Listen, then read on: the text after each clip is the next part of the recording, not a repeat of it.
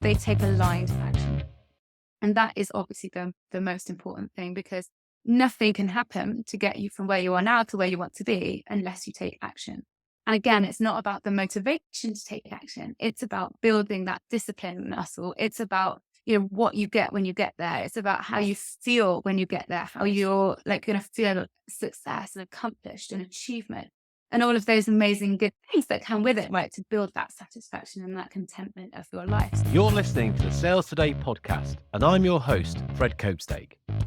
On this podcast, we explore how sales professionals can develop a modern approach to winning business, the application of virtual selling techniques, how to create meaningful business relationships, and much more. Why not take our free collaborative selling scorecard to see how your sales approach suits today's environment? You'll find a link in the show notes. And welcome to this episode of the Sales Today podcast, where I'm delighted to be joined by Beth Hocking. Beth is a career coach, and so this conversation is going to be all about coaching. So Beth, welcome. Thank you so much for having me, Fred. I'm beyond excited for this conversation. Well, I'm excited about it too, because coaching's a big thing. And we'll get into your background in a little while, which is another reason why I'm kind of excited. But first up, specifically, career coach. What is that? Why that? You're already getting into these kind of meaty questions right off the bat, Fred. Career coaching, well, my career meant so much to me. I spent 20 years climbing the ladder, and it was so important that at the time, it was important that I climbed the ladder as quickly as possible, and that I made as much impact as possible. And I kind of got the bug for it in a way. I climbed the ladder quite quickly throughout my career, and I did kind of feel like, if I'm here at this age, where can I be, at another age? And, there was a kind of striving and a driven kind of element for me to really kind of have that career that was so important to me. And I think it was important because of an achievement. It felt like an accomplishment. It felt like the further I got along in my career, the more successful I was. And, at a certain age, I guess quite young, my title was very important to me and, all of those things. And the further I got along in my career, I realized that actually it became less important to me. And what I recognized was that people and people's contentment and satisfaction and my own really became much more important than that title and that striving and that rise. Actually, it was like, we're here for a long time, right? Let's make sure that we've got a sustainable career that we love, that we are satisfied in. And I think a lot of people out there don't have the privilege to have that career that they really feel is aligned with them or is something that's bringing them joy and satisfaction.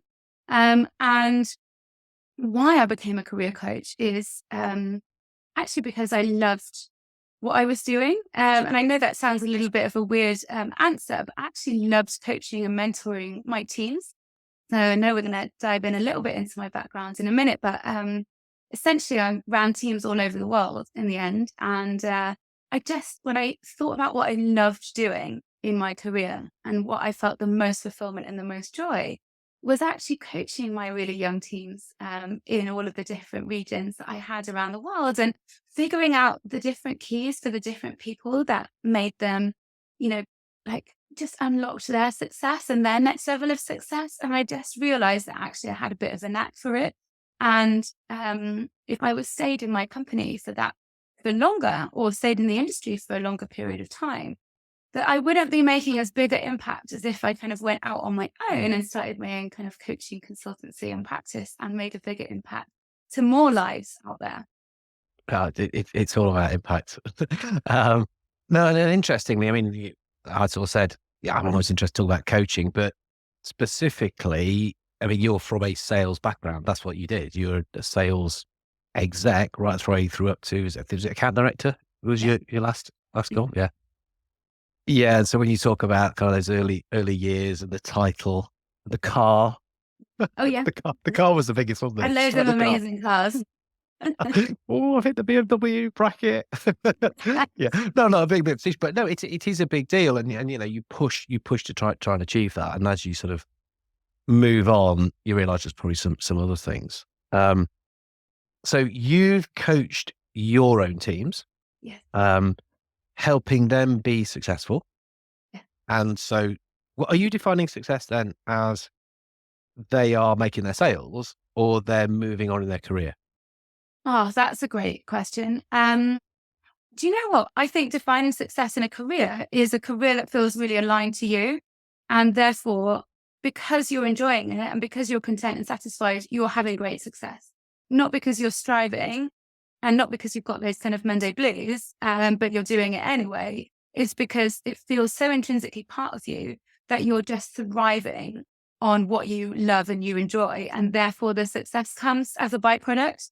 That's what I think success is. But of course, if you're in sales, you are measured on the sales that you bring in, the numbers, right? The cold, hard fact, right? But at the same time, I think, coaching success can be measured in different ways. Well, but I think those can go hand in hand, can't they? I mean, if you're getting the numbers, it's because you're enjoying it, or you're enjoying it and then you're getting numbers, and it's kind of a bit chicken and egg. Yeah, yeah, yeah. Now, you've used this word a couple of times already. We've only been going a couple of minutes. You've talked about striving. Striving, like that, I think it's probably worth us just defining what you mean by that, because I've heard it 2, 3, 4 times perhaps. Well, I think for me, it's like about being driven, right? And it's kind of pushing for the next. And yeah, I think I work with, high achieving women. And I think, striving is something I see them do on a regular basis. And it really resonates with me because, clearly I was that person as well throughout my career, for the longevity of that 20 years, I really felt like I was striving. And it really is, for me, it's like getting to the next level. So it's like, okay, what do I need to do to get myself to the next level? What do I need to do to push myself? How do I challenge myself? How do I get out of my comfort zone? How do I get seen and noticed? Right. Those for me are the things that are, kind of embody that striving element. Okay. Is striving a negative word, do you think? No, I don't think it is. I think it goes hand in hand with being driven and being like an achiever. Okay, interesting. No, I have heard it used as negative. Mm. Yeah, it's kind of striving isn't that far off surviving. We want to be thriving. People love rhyme. Oh, I love rhyming Like a stuff, to be rhyme. fair. No, I know, but it's interesting how you shine a positive light. Striving, the strive, it's the strive, is it? No, it's not now. But it's a good thing. It's a thing which, is very deliberate and you're in control of. I think that's what I've sensed when you were saying that. Yeah, and I think if you think about all the big CEOs, the most, influential people in industry and business and sales today, I think they would probably describe themselves as driven and as striving. And like for me, those two things go hand in hand. You don't reach the top without having an element of wanting to get to the next level. And for me, that is that element of strive. Okay, cool. Interesting. That's why I love doing podcasts. I learn. Or I get different. It is absolutely, and you get different perspectives. Which kind of leads us into the next question I had planned anyway. Well, I wish I'd done this on purpose. It's not. Which is, so let's go back to basics a little bit then. When some people say coaching, what is it? Because I think sometimes this gets misinterpreted, doesn't it? So let's go right back to basics and just talk about what coaching is. Yeah, I'd actually like to start with saying what coaching isn't, because I think we can get kind of caught up in what kind of coaching is and isn't. But actually, let's kind of take a real step back and talk about what it isn't. So if you're in a corporate environment, coaching isn't teaching, right? And I think, coaching can be misconstrued in a corporate environment. So how your boss is, sharing with you how to do things, right? Your boss is not necessarily a qualified, trained coaching professional. So your manager is coming at it from a perspective of, here's what I did. Here's what the company would like you to do, or here's the approach that the company would like you to take. And therefore, please do it this way, right? And there's an element of right and wrong. And for me, if your manager is sharing with you how to do things, that is an element of teaching, which we can kind of go into that kind of mentoring modality if you'd like to put another label on it. But that is not coaching, right? So whilst your boss is doing a brilliant job with like sharing with you how to do things and the how, he's not necessarily, or she is not necessarily teaching you the why of of what to do next and why you're doing it. But also they're not showing with you the personality behind the why, because we're all completely different humans, and thank goodness for that. But it's like, if your boss is teaching you how to do something, they're doing it from their perspective. Whereas coaching is basically unlocking, or I like to use the word unleashing, what's already within you. And there's no necessarily right or wrong answer to doing that. It's like, if you have a mandate, here's what the outcome needs to be. But how you get there is entirely up to you. And coaching for me is also very future focused, right? It's always focused on a goal. It's always focused on that kind of outcome and that kind of what are we looking to do, which is why I like to use the word strive, because you take yourself from A to B, right? And you need to propel yourself forward in order to take those, aligned action steps to make you go from a position A to a position B, right? And B is future focused. It's usually very positive, and it should be something that you really, really want to like own, embody, achieve, have, be, or do. And I think for me, coaching is all about like empowering the individual to ensure that they can do that in their own time, in their own way, and feel really positive and really empowered and excited and confident along the journey. Brilliant. Oh, I love that. And you're doing this at career level. I mean, you're talking about someone's life, actually. Not far off, is it? Yeah. Well, it is, because amount of time we spend at work, probably more than we don't. Oh, yeah. Um, though coaching, it can be used at a whole bunch of different levels. I mean, I would come in, I train, yes, but I also coach. But that's probably a way more tactical coaching. So I can sit and tell you how to do an account plan, Yeah. train it, teach it. Yeah. Or we can work together on the account plan you've got, how you're going to fill that in. Yeah. Go and tell you what to do. Yes, exactly. Or we could sit and we could coach it out as the best way you're going to complete that. So it can be used at so many different levels. Yeah. And you're going for the one which is the biggest impact on somebody, isn't it? On an individual. Yeah, I like to think so. But I also don't necessarily like to make the distinction. So, this phrase work-life balance, I actually really hate it, because work comes first in that equation, but actually it's all just life, right? Exactly as you quite correctly said earlier, Fred, like we spend so much time at work, right? Supposedly I've heard a statistic, 90,000 hours in a lifetime you'll spend at work, right? So this is a huge amount of time. And yeah, for me, it's just one part of life. So it's like, okay, like, yes, it's a massive part of that, but why should there be that kind of work-life balance? Actually, it's all just life flow, right? There are some days that work is going to need your attention, and there's some days that other things in your life that are going to need your attention, right? And it's going to ebb and flow. So for me, it should be about the fluidity of life, but also that kind of satisfaction of life and that contentment of life in general. I like that. I got a kind of a bit slightly different definition. This would be personal. I kind of wouldn't use this. But like work is when I've got to do stuff I don't really want to do and I don't like. But life's the rest of it. So this is work. Say to you, oh, this isn't work. It's brilliant. Love It's it. brilliant. Yeah. Training people, love it. Yeah. Writing stuff, put Yeah. book with that, love it. But then sometimes there's bits, I really don't want to do this. That's work. Sure. Yeah. Yeah. But there's also bits in life that you'll be like, we don't really want to do that. Yeah. But that's okay then. I'm an adult today. Yeah. Oh, yeah, that one. Oh, I love it. Love it. And so there are, there's tools, there's techniques, there's things that you can do, you bring to the party to help somebody do this. Yeah. Yeah. Like what? Ooh, juicy. Well, I like to call it structures from which to deviate from. I think there is a reason why the best coaches are qualified. So to my annoyance, the coaching industry is not regulated. You do not have to have a qualification in order to call yourself a coach, which is very frustrating to me and those coaches who have spent, time, energy, investment in actually getting that qualification. So I proudly hold 2 ICS accredited coaching qualifications. I am a certified life coach, but I'm also a certified executive and corporate coach as well. And for me, the two go hand in hand. And I think the only way that you can get to a really good coaching level is to have had that certification and that knowledge and those coaching hours and invested your time and energy into that.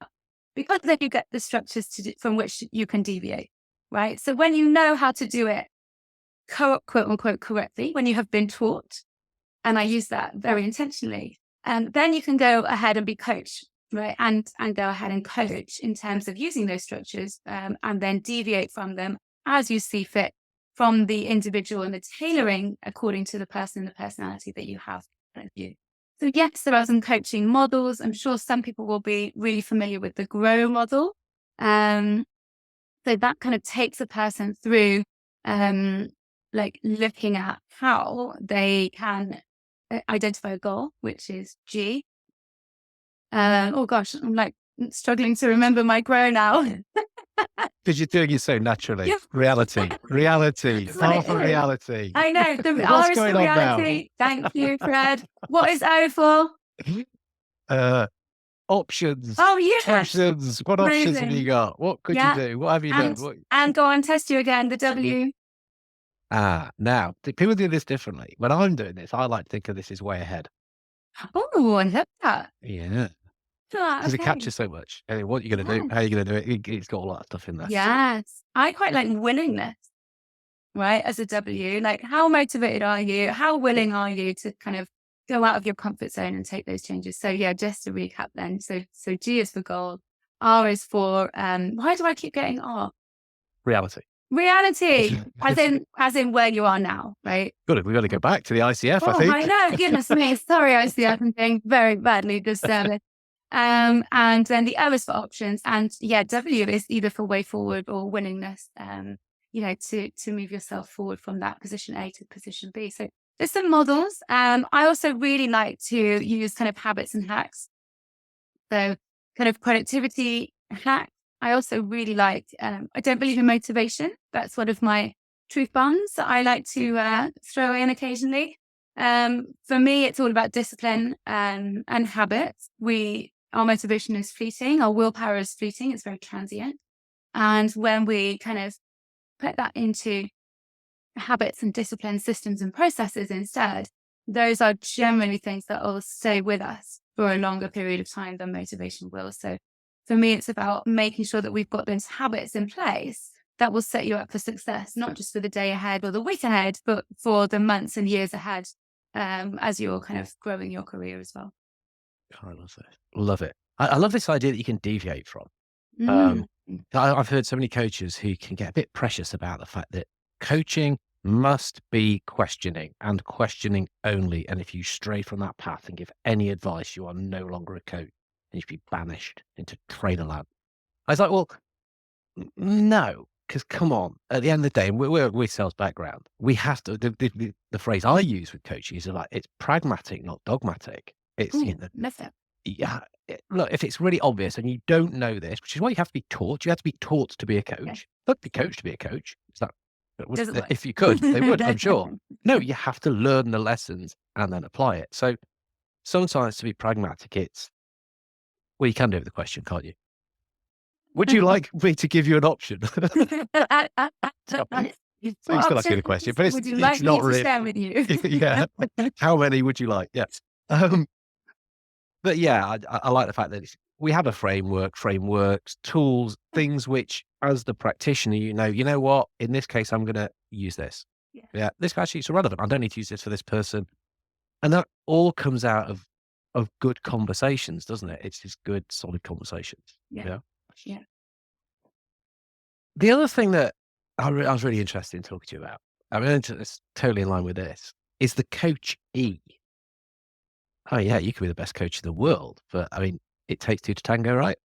So Definitely. talk to us about the coachee and kind of what makes a good coachee. Yeah, and I think that is absolutely, you've hit the nail on the head here, Fred. Like, there's a purpose why we would have a call before we agree to enter into a coaching journey together, right? Coaches and coachees really need to have that good level of rapport and relationship. And that's where, for me, I think that kind of sales background for me really comes into play, right? As a salesperson, when you're traveling the world, when you're meeting clients, when you're going into new environments and new situations, you have to have that ability to be flexible, to adapt, to read people, to read the room. For me, I really took pride in learning my clients' names, their partners' names, their children's names, anything that they would share with me or choose to share with me, I felt really privileged. And I took, it upon myself to go, okay, I've got a duty of care here to remember that these people are also human beings. Yes, it's a potentially a transactional relationship. We both want something in the end. But at the same time, I always like to look at it, and I know that we have a very similar kind of perspective here. It's very human to human, right? And we've all been brought up with this business to business approach, which is absolutely correct. And we're all going out after the results. Actually, when you remember that we're humans at the end of the day, who would you, if you were selling commodity and everything was equal, who would you rather buy or sell from? Right? It's generally going to be the person that you get on with really well, that you have a nice relationship, that you have a great time with. And it's going to be the person that remembers the small details about you, and that you feel like you've got a good rapport. And for me, that coachee relationship is absolutely no different to that. So that's what I kind of copy paste from my sales background and bring it into my coaching background is, how do I get on well with this person? Are they going to be coachable? Are they going to be able to see the results? Or are they going to be, am I going to have to drag them through the process? Am I going to have to remind them that it's time for their session? All of these things, it's like, actually, what am I looking for in coachee is, that they're really willing to go all in, that they have really recognized that they need some support, that they can recognize that it's a powerful team of two now and not just them feeling solo or feeling alone. That they can be honest with themselves and kind of be willing to dig a little bit deeper into who they are. I take my clients right the way back to basics. So we start talking about values and strengths and skill set and what you stand for and the things that we haven't really thought about putting pen to paper for a really long time, if we've ever done it before. So it's those people who are willing to go deep, and really willing to kind of do the work and look at themselves. And also be honest, not just with me, but with themselves as they go through the process.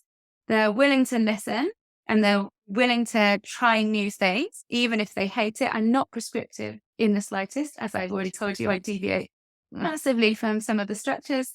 But I'm definitely not prescriptive, right? How I love to work with my one-to-one clients is just get under the skin, is to turn all the keys until we've figured out one that's going to work for them.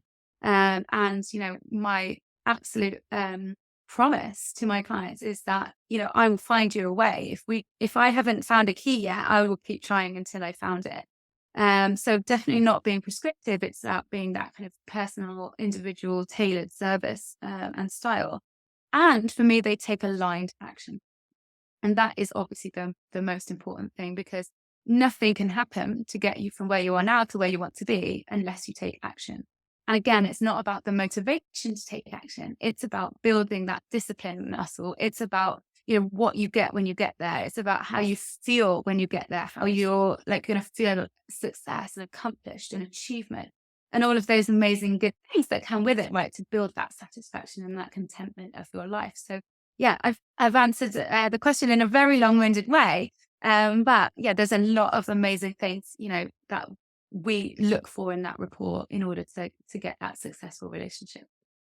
I'm not surprised you've answered it in a way like that. I mean, A, because you've got the coaching qualifications, and that's a serious part of it, is really understanding who you can work with. But that's your sales discipline coming through as well, isn't it? It's your ideal customer profile. Isn't it? It's just being Absolutely. who can you sell to? Anyone. Everyone will buy our stuff. Okay, right, yeah, good luck with that one then. But it's no, these are the people we can have the biggest impact with, where we've got the right kind of cases, we've got the right solution. We know we're going to do such a good job. Let's go out and work with them. And then look, you just applied the same kind of thing.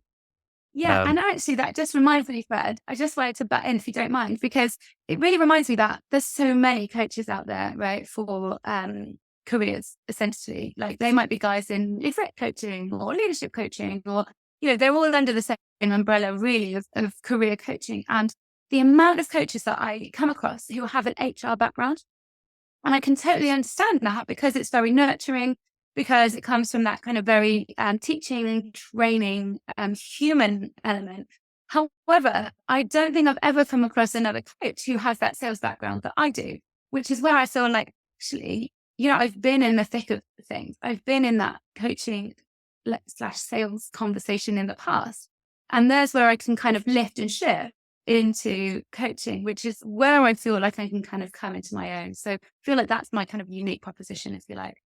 Well, yeah, and that's the interesting thing that we all need to find in who we can work with and where we can get the most impact. So, oh no, love that. Good interruption. Glad you did. Glad you did, because we're starting to wrap up now. I am going to ask for your contact details, because anyone who's listened to what you said and thought, I like the Jim. Oh, I'm all those things that you just said, and yeah, I want to make a shift and I want to strive to the next level. They want to be getting in contact. But I do need to ask you, have you seen my new coaching thing? Fred AI. Have you seen Fred Yes. AI? Have you seen my digital twin, I have. which I label as a coach? I mean, it's as I far love from a it. coach as it could possibly be, because it answers questions rather than asks questions. How does that make you feel, that I'm calling an It artificial makes me intelligent laugh. version of me a coach? I like it because I find it's very tongue in cheek, obviously, Fred. As you know, coaching is all about asking the question. And for me, it's very human. And I refuse to believe that my role as a coach will be taken over by an AI robot or by tech at any point in the future, because I just don't want to believe that there is anything that can replace that human element. And, once it does, are we surely not all extinct, like as human beings? Like then robots can just take over the world. And I know that sounds like a sci-fi, 2200 or something. Like it just seems for me so unrealistic that this is a job that can be taken over by robots, essentially. I don't know. What do you think?